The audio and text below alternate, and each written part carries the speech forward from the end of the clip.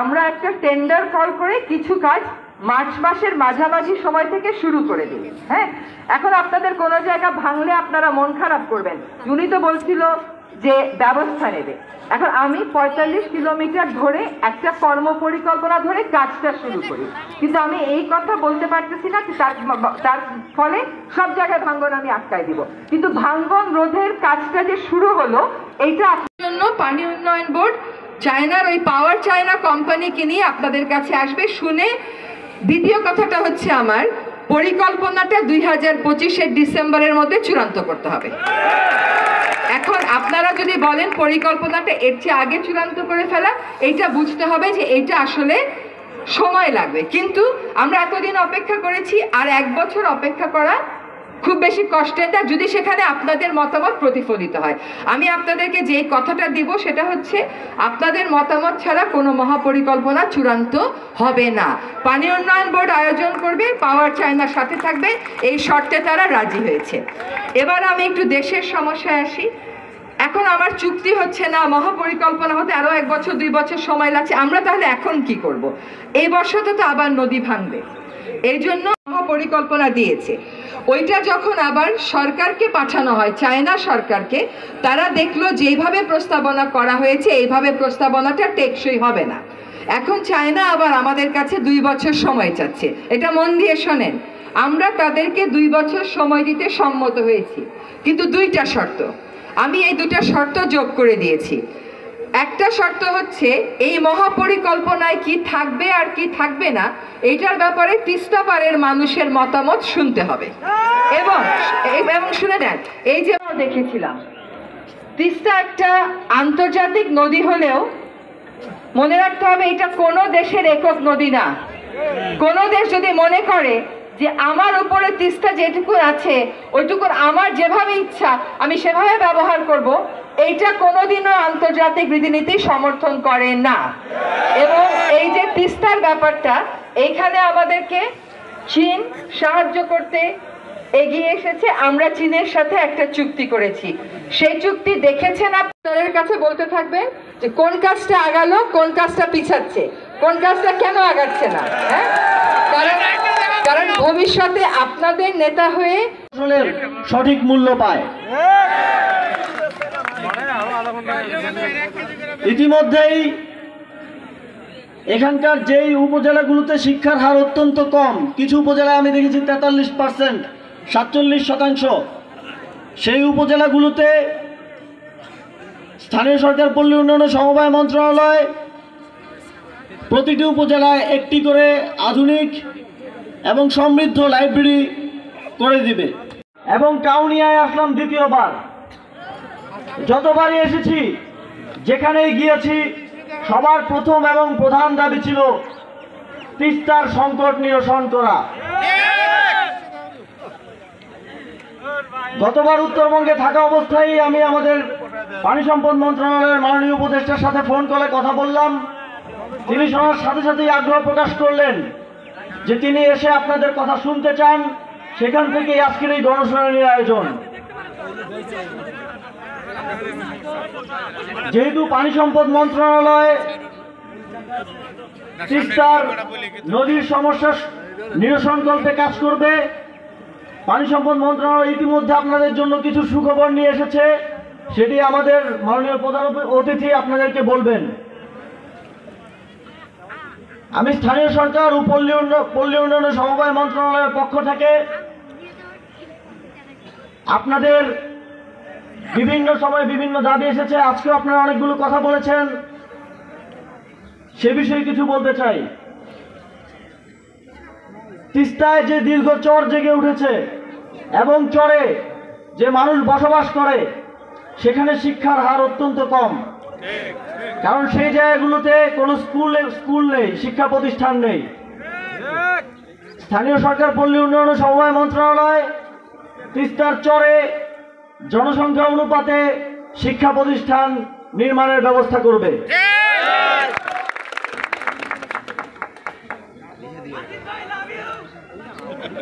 আমরা জানি উত্তরবঙ্গ, আমি যতগুলো উপজেলায় গিয়েছি এ পর্যন্ত 8টা উপজেলায় আমি গিয়েছি, প্রত্যেকটা উপজেলায় আমি দেখেছি আপনাদের যে কৃষিজ উৎপাদন সেটা অতিরিক্ত থেকে যায়, অর্থাৎ এটা দেশের অন্যান্য জায়গায় যায়।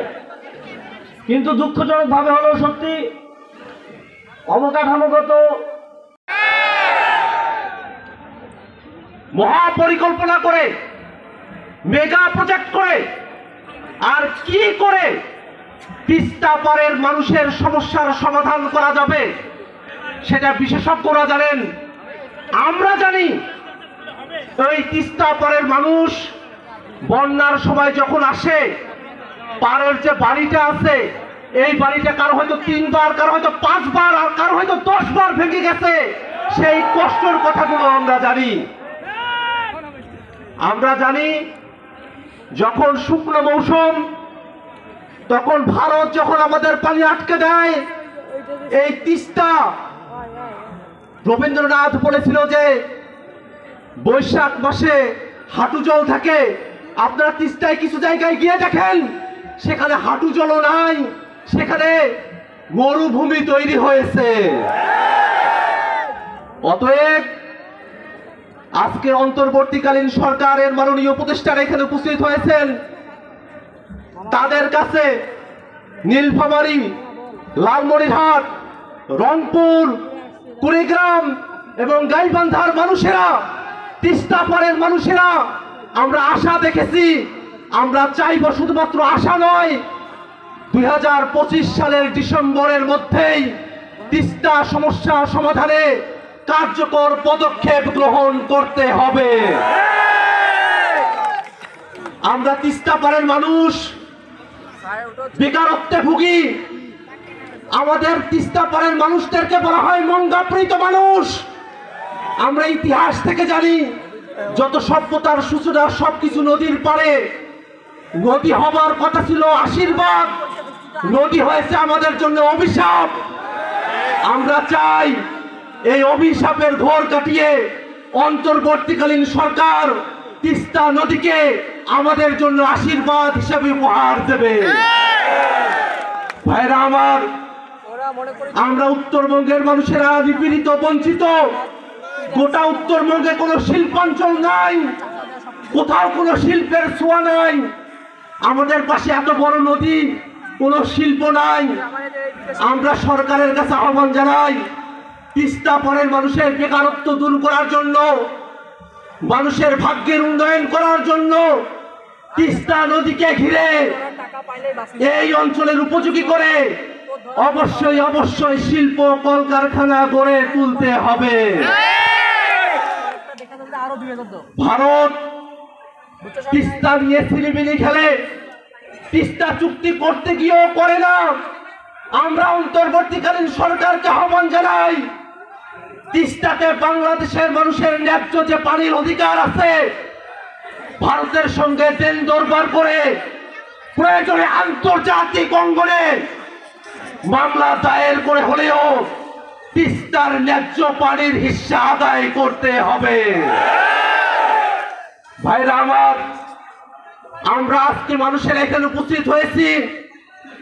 আমরা এখানে অনেকেই আছি, আমার নিজের বাড়ির, আমার নিজের জমি তিস্তা নদীতে যখন বন্যা হয় পারে তিস্তা করিডোর শীর্ষক আজকের এই গণশুনানিতে মাননীয় উপদেষ্টা, স্থানীয় সরকার, পল্লী উন্নয়ন সমবায় মন্ত্রণালয় এবং যুব ক্রীড়া মন্ত্রণালয় জনাব আসিফ মাহমুদ সজীব ভূঁইয়া, তো তিস্তার জন্য কান্না বিজড়িত কণ্ঠে আপনারা যেভাবে এখানে উপস্থিত হয়েছেন, আমার কাছে মনে হয় যে এই তিস্তা প্রকল্প যেটি মহাপরিকল্পনা নেওয়া হয়েছে, সরকার অবশ্যই সেটি বাস্তবায়ন করবে।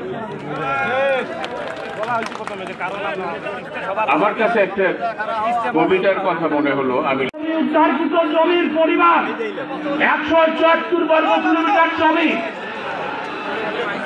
আমি এখন আমার কথা শেষ। একটা পরিকল্পনা ছিল, সমঝোতা চুক্তি, কিন্তু শেষ মুহূর্তে এসে স্বৈরাচারী হাসিনা সরকার তিস্তার পারের মানুষের সঙ্গে বিশ্বাসঘাতকতা করেছে। ভারতের চাপে এই মহাপরিকল্পনা স্থগিত ঘোষণা করেছে। এই সরকার পতনের পর এই সরকারের প্রধান উপদেষ্টা শহীদ আবু সাঈদের রক্তে ভেজা বিশ্ববিদ্যালয়ে এসেছিলেন।